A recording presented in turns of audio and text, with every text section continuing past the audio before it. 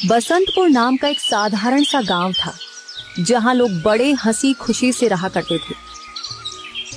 लेकिन इस गांव में एक ऐसा रहस्य छुपा था जिसकी गूंज सदियों से सुनाई देती थी। इसी गांव में एक वृद्ध आदमी अपने बच्चों को कहानी सुना रहे थे। बच्चों कहते हैं इस गांव के पार एक रहस्यमय किला है जो एक राजकुमार का है। लोगों का मानना है कि वह राजकुमार उसी किले में कई सालों से रहता है और यह भी कहते हैं कि वह राजकुमार कभी बूढ़ा नहीं होता। लेकिन अभी तक उस राजकुमार को किसी ने नहीं देखा है। लोग इस किले के पास जाने से डरते हैं क्योंकि आज से कुछ साल पहले जितने भी व्यक्ति उस किले के पास गए हैं वह रहस्यमय तरीके से गायब हुए और उनका कोई भी आता पता नहीं चला। क्या सच में दादाजी वहाँ अभी भी राजकुमार रहते हैं? पर माता पिता ने तो इसके बारे में मुझे कभी नहीं बताया। क्या सच में दादाजी अभी भी वह राजकुमार वहाँ होंगे?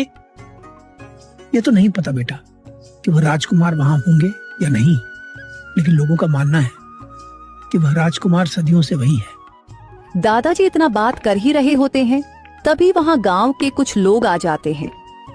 अरे चाचा जी, उस कहानी को सुनाकर बच्चों को आखिर क्यों डरा रहे हो? वह घटना सदियों पुरानी है और उस घटना को लोग भूल भी गए होंगे। इतना कहकर श्याम अपने बेटे को लेकर घर चला जाता है। लेकिन गोलू के मन में कुछ और ही चल रहा था। श्याम को अपने घर ना जाकर उस किले की खोज में जंगल की तरफ निकल जाता है। लेकिन जंगल आज कुछ ज्यादा ही शांत था। जंगल में गोलू को अलग अलग तरह के आवाज सुनाई दे रहे थे। गोलू डरते हुए बोलता है, हे भगवान, लगता है मैं इस जंगल में आकर बहुत बड़ी गलती कर दी। यह जंगल सच में कितना घना और डरावना है। मैं जैसे जैसे जंगल की गहराई में बढ़ता जा रहा हूँ, जंगल से आने वाली आवाज मुझे और भी डरा रही है। मेरे माता पिता मुझे ना पाकर चिंतित भी हो रहे होंगे। गोलू इतना बोल ही रहा था तभी उसके सामने से एक विचित्र पक्षी तेजी से निकलती है, मानव की वह गोलू को दिशा दिखाने की कोशिश कर रही है। गोलू उसे पक्षी के पीछे पीछे चला जाता है। जैसे ही गोलू जंगल के दूसरे दिशा से बाहर निकलता है वो पक्षी गायब हो जाता है। गोलू जैसे ही सामने देखता है तो उसे एक बहुत ही पुराना किला दिखाई देता है। ऐसा लग रहा था कि मानो वह किला गोलू का ही राह देख रहा था। सच में यह किला तो वैसा ही है जैसा दादाजी ने बताया था। यह किला देखकर ऐसा लग रहा है मानो यहाँ पर कोई इंसान सदियों से अपना पैर नहीं रखा हो। गोलू बिना डरे किले के अंदर चला जाता है। तभी एक चमकदार रोशनी निकलती है और उस रोशनी से वही राजकुमार प्रकट होता है। मैंने कई सदियों के बाद किसी इंसान को किले के अंदर आते हुए देखा। नहीं तो कई लोग किले के बाहर ही अपना जान गंवा देते। अवश्य तुम कोई साधारण इंसान नहीं हो। आप तो सचमुच में एक राजकुमार हैं, परंतु आप इतने वर्षों से वैसे ही जवान और फुर्तीले कैसे हैं? क्या आपकी उम्र कभी घटती नहीं है? मैं एक श्रापित राजकुमार हूं। मैं कभी बूढ़ा नहीं हो सकता। दरअसल मैं एक दिन जंगल में शिकार करने के लिए गया था। मैंने जैसे ही एक हिरण पर तीर चलाया, वह तीर हिरण को न लगकर पेड़ के पीछे बैठे एक आश्य मुनि को जा लगा और क्रोध में आकर हर्ष ने मुझे इस किले में बांध दिया। मैंने उनसे बहुत विनती की और इस श्राप से मुक्ति पाने का रास्ता पूछा तो उन्होंने बताया कि जो भी तुम्हें चुनौतियां से भरे खतरे का सामना करते हुए काली अमृत कुएं का पानी पिलाएगा, तब जाकर तुम्हारा श्राप टूटेगा। क्या तुम मेरे लिए उस कुएं से जल लाओगे? लेकिन राजकुमार, वह कुआं है कहाँ और मैं उस कुएं के पास कैसे पहुंच सकता हूँ? कोई रास्ता तो होगा। गोलू, तुम्हें यहां से पश्चिम की ओर निकलना होगा। तुम्हें जहां घने जंगल में चमकते हुए 3 अजीब प्रकार के पेड़ दिखेंगे। तुम्हें उन पेड़ों का रहस्य सुलझाना है। अगर तुम उन पेड़ों का रहस्य सुलझा सकोगे तो ही तुम कुएं से पानी ला सकते हो। आखिर राजकुमार, उन पेड़ों का रहस्य क्या है और मैं उन्हें कैसे सुलझा सकता हूँ? इसके बारे में तो मुझे नहीं पता। तुम्हें वहां जाकर ही पता चलेगा। मैं तुम्हारी इसमें कोई मदद नहीं कर सकता। ठीक है राजकुमार, आप चिंता न कीजिए। मैं आपके लिए वह जल अवश्य लाऊंगा। इतना कहकर गोलू उसे 3 पेड़ की तलाश में पश्चिम की ओर निकल जाता है। गोलू चलते चलते जंगल के काफी गहराई में आ जाता है, लेकिन उसे वह 3 पेड़ कहीं नहीं दिखाई देते। हे भगवान, मैं इतना अंदर आ चुका हूँ, फिर भी वह 3 पेड़ मुझे कहीं नहीं दिखाई दे रहे हैं। क्या यह सच में पेड़ है भी या नहीं? या मैं कहीं गलत दिशा में तो नहीं आ गया? गोलू इतना बोल ही रहा था, तभी उसके सामने 3 अजीब प्रकार के पेड़ दिखाई देते हैं, जो अन्य पेड़ों से भिन्न थे। गोलू उन पेड़ों को देखकर हैरान हो जाता है, क्योंकि आज तक उसने ऐसा पेड़ कभी नहीं देखा था। यह पेड़ तो सच में एक मायावी पेड़ है, जो सभी पेड़ों से अलग दिख रहे हैं। इसका मतलब यह वही पेड़ है जो राजकुमार ने बताया था। अब मुझे और देर नहीं करनी चाहिए और पहले परीक्षा के लिए निकलना चाहिए। इतना बोलकर गोलू उन पेड़ों के समीप जाता है और जैसे पहले पेड़ को छूता है तो वह विचित्र स्थान पर आ जाता है, जहां एक विशाल पत्थर से बना एक दरवाजा था। उसमें 3 ताले लगे होते हैं। ये तो बहुत विशाल दरवाजा है और मुझे इसे खोलने के लिए इस 3 तालों की चाबी चाहिए। पर यह चाबी मिलेगी कैसे? गोलू इतना सोच ही रहा था कि दरवाजे से आवाज आती है। तुम्हें चाबियां तभी मिलेगी जब तुम मेरे प्रश्न के उत्तर दोगे, और केवल वही प्रवेश कर सकता है जो प्रश्नों से नहीं डरता और उत्तरों को अपना बोझ नहीं मानता। क्या तुम प्रश्न के लिए तैयार हो? हाँ, मैं तैयार हूँ। आप अपना प्रश्न पूछिए। मुझे किसी भी प्रश्न से नहीं डर लगता। ठीक है, सुनो, मैं चलता हूं पर कभी लौटता नहीं। मैं बांधूं तो जीवन, खो दूं तो मृत्यु। बताओ क्या है? गोलू कुछ देर सोचता है। उसके मन में कई प्रकार के उत्तर आ रहे थे। तभी उसे याद आया, माँ कहती थी कि समय बड़ा मूल्यवान होता है और वह कभी लौटकर नहीं आता। मतलब इस प्रश्न का उत्तर समय है। गोलू मुस्कुराते हुए दरवाजे से कहता है, तुम्हारे इस प्रश्न का उत्तर समय है। बहुत बढ़िया, तुम्हारा जवाब एकदम सही है। इतना कहते ही पहला ताला खुल जाता है और वह मायावी दरवाजा गोलू से दूसरा प्रश्न पूछता है। क्या तुम दूसरे प्रश्न के उत्तर देने के लिए तैयार हो? हाँ, बिल्कुल मैं तैयार हूँ। आप अपना दूसरा प्रश्न पूछिए। हाँ बच्चे, ध्यान रखना, अगर तुम इस सवाल के जवाब नहीं दे पाए तो तुम आजीवन के लिए यही बंधित हो जाओगे। इसलिए तुम उत्तर सोच समझ कर देना। लेकिन अभी भी तुम्हारे पास मौका है। अगर तुम यहां से जाना चाहते हो तो जा सकते हो, लेकिन इस सवाल के बाद तुम यहां से बिना उत्तर दिए नहीं जा सकते। तो क्या सोचे, तुम सवाल के जवाब दोगे या फिर नहीं? गोलू थोड़ी देर सोचता है, फिर बोलता है, मुझे आपका शर्त मंजूर है। आप अपना सवाल पूछिए। तो ठीक है, सुनो, जितना बांटू उतना बढ़ता हूं, जितना छुपाऊं उतना घटना हूं। इस प्रश्न का उत्तर दो। यह तो बड़ा आसान सवाल है। इसका उत्तर ज्ञान है। जो ज्ञान को जितना बांटता है वह उतना ही बढ़ता है। इसलिए हमें ज्ञान को बांटना चाहिए, न कि छुपाना चाहिए। गोलू के इतना कहते ही दूसरा ताला खुल जाता है। गोलू, तुमने इन दोनों सवाल का जवाब तो बड़ी आसानी से दे दिया, लेकिन अब तुम्हें परीक्षा का अंतिम और सबसे कठिन प्रश्न का उत्तर देना होगा। तो सुनो, मुझे देख नहीं सकते, छू नहीं सकते, परंतु मैं जीवन का आधार हूं। तो बताओ गोलू, वह चीज क्या है? यह प्रश्न तो बड़ा ही कठिन है। इसका उत्तर तो मुझे बहुत ही सोच समझ कर देना होगा। आखिर ऐसी कौन सी चीज है जिसे मैं छू नहीं सकता? आखिर वह क्या हो सकती है? अरे हाँ, गुरुजी ने बताया था, आत्मा एक ऐसी चीज है जिसके बिना कोई भी इंसान जीवित नहीं रह सकता, और वह शरीर का आधार है और हम उसे छू भी नहीं सकते। इसका सही उत्तर मतलब आत्मा ही है। तुम इतना क्या सोच रहे हो गोलू? लगता है तुम्हें इस प्रश्न का उत्तर नहीं मालूम है। मैंने तुम्हें पहले ही समझाया था कि तुम यहां से लौट जाओ। अगर तुम इस प्रश्न का गलत उत्तर देते हो तो तुम यही आजीवन के लिए बंधित हो जाओगे। इस प्रश्न का उत्तर आत्मा है, क्योंकि आत्मा ही जीवन का आधार है और हम उसे छू नहीं सकते। गोलू के इतना कहते ही वह तीसरा ताला भी खुल जाता है। गोलू दूसरे ही पल वहां से गायब होकर उस मायावी पेड़ के पास आ जाता है, जहां अब केवल 2 ही पेड़ बचे थे। गोलू बिना देर किए दूसरे पेड़ को छूता है और एक विचित्र जगह पर आ जाता है।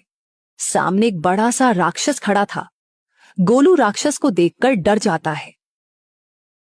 गोलू, तुम्हारा इस भूत नगरी में स्वागत है। अच्छा हुआ तुम आ गए। मैंने कई महीनों से किसी भी इंसान को नहीं खाया है।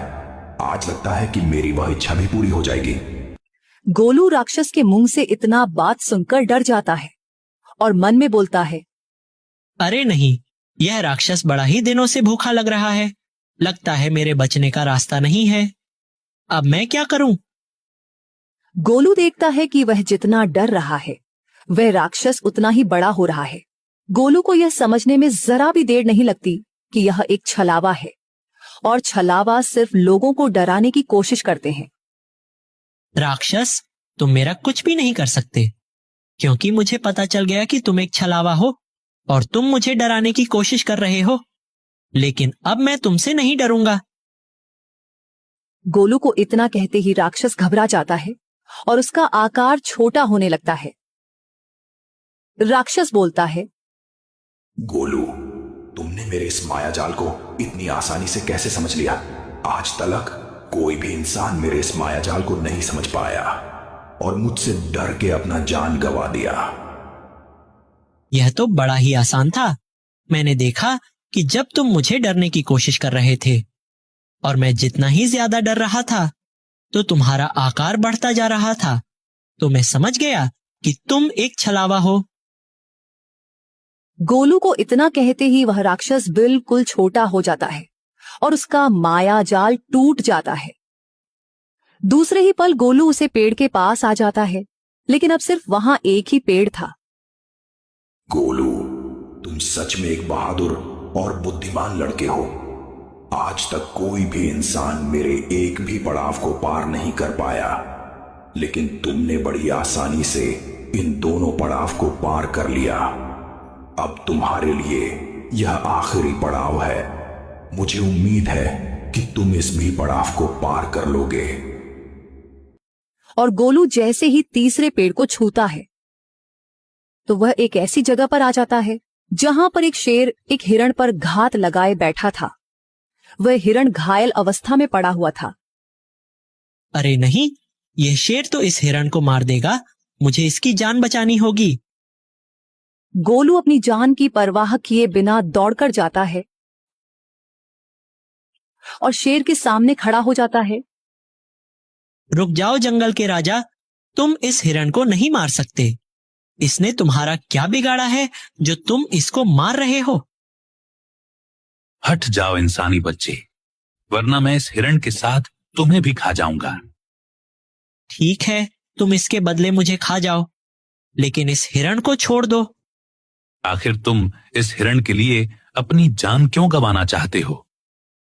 मेरे पिताजी कहते थे, अगर किसी की जान बचाने के लिए तुम्हें अपना भी जान गंवाना पड़ जाए तो भी तुम पीछे मत हटना। ठीक है, अगर तुम अपना जान ही देना चाहते हो तो मेरा एक काम करो। हाँ बताओ जंगल के राजा, मैं तुम्हारा वह काम अवश्य करूंगा। तुम्हें यहां से कुछ दूर जाना है। वहां एक गुफा दिखाई देगा।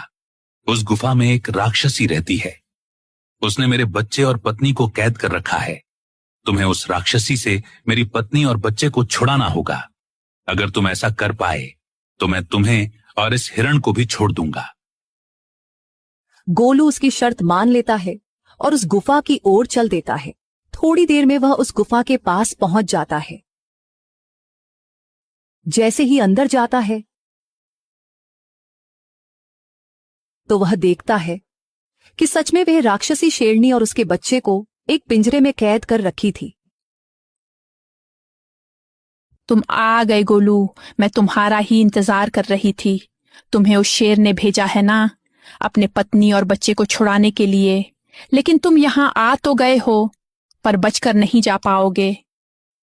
देखो राक्षसी, मेरा तुमसे कोई आपसी शत्रुता नहीं है। तुम शेर के पत्नी और बच्चे को छोड़ दो। उसके बदले तुम जो कहोगी मैं वह करूंगा। ठीक है, मैं इन्हें छोड़ दूंगी, पर मेरे 3 सवालों का जवाब देना होगा। अगर तुम उस सवाल के जवाब देने में कामयाब हो गए तो मैं इन्हें छोड़ सकती हूँ। ठीक है, आप अपना सवाल पूछिए, मैं उत्तर देने के लिए तैयार हूं। ऐसी कौन सी चीज है जो जितनी निकालो उतनी ही बढ़ती जाती है? गोलू सोच में पड़ जाता है और काफी देर तक इस सवाल का जवाब ढूंढता है। तभी उसे कुछ याद आता है और मन में बोलता है, अरे हाँ, पिताजी ने जब मुझे खेत में गड्ढा खोदने के लिए बोला था, तो मैं जब उस गड्ढे से जितनी मिट्टी निकालता तो वह गड्ढा उतना ही बढ़ता जाता। तुम्हारे इस सवाल का जवाब गड्ढा है, क्योंकि गड्ढे से जितनी मिट्टी निकालोगे वह उतना ही बढ़ता जाता है। हाँ, तुम्हारा उत्तर बिल्कुल ठीक है। अब तुम मेरी दूसरे सवाल का उत्तर दो। 4 पैर हैं पर चल नहीं सकता, 2 पैर हैं पर दौड़ नहीं सकता, 1 पैर है पर उछल नहीं सकता। तो बताओ इस सवाल का जवाब क्या होगा? आपके इस सवाल में 3 उत्तर हैं। 4 पैर है पर चल नहीं सकता, इसका जवाब कुर्सी या मेज है, क्योंकि उनके पैर तो होते हैं लेकिन वह खुद से चल नहीं सकते। अब दूसरा, 2 पैर है पर दौड़ नहीं सकता, इसका उत्तर है पैजामा। अब तीसरा, 1 पैर है पर उछल नहीं सकता, इसका सही जवाब लाठी है। तुमने बिल्कुल सही जवाब दिया। अब तुम मेरी तीसरे सवाल का जवाब दो। बिना पंख के उड़ता हूं, बिना मुख के बोलता हूं, बिना पैर के दौड़ता हूं, तो बताओ वह कौन सा चीज है? गोलू अपनी आंखें बंद कर सोचने लगता है। तभी उसे हवा की एक धीमी आहट महसूस होती है और वह समझ जाता है कि इसका उत्तर हवा ही है। तुम्हारे सवाल का जवाब हवा है, जो बिना पंख के उड़ता है और बिना मुख के बोलता है और बिना पैर के दौड़ता भी है। गोलू के इतना कहते ही वह राक्षसी शेर में बदल जाती है। गोलू, तुमने यह पड़ाव पार कर लिया। यह सब मेरा माया जाल था। तुम्हारी परीक्षा लेने के लिए मैंने यह सब किया। अब तुम उस काली अमृत कुएं का पानी ले जा सकते हो। शेर के इतना कहते ही गोलू उस जगह से अदृश्य होकर उन पेड़ों के पास आ जाता है। लेकिन अब वहां एक भी पेड़ नहीं होता, बल्कि वहां एक कला अमृत कुआं आ जाता है। गोलू समझ जाता है कि यह वही कुआं है जो राजकुमार को कैद से मुक्त कर सकता है। यह वही कुआं है जिसके बारे में मुझे राजकुमार ने बताया था। अब मुझे देर नहीं करनी चाहिए। मुझे इस कुएं का पानी लेकर जल्द से जल्द राजकुमार के किले में जाना होगा। इतना कहकर गोलू कुएं के पास जाता है और एक पत्र में जल को भरता है, जिसे लेकर वह उस किले की तरफ निकल जाता है। इधर राजकुमार गोलू को गए 3 दिन से भी ज्यादा हो गया, लेकिन वह अभी तक लौट कर नहीं आया। मुझे लगता है कि वह भी सभी लोगों की तरह मारा गया। मुझे उसे नहीं भेजना चाहिए था। आज तक कोई भी उस अमृत कुएं का पानी नहीं ला सका। राजकुमार इतना बोल ही रहे होते हैं, तभी वहां गोलू आ जाता है। गोलू को देखकर राजकुमार बहुत खुश होते हैं। गोलू राजकुमार को जल पीने के लिए देता है। राजकुमार जैसे ही जल को पीते हैं तो वह उस श्राप से मुक्त हो जाते हैं। गोलू अब वहां से अपने घर की तरफ लौट जाता है।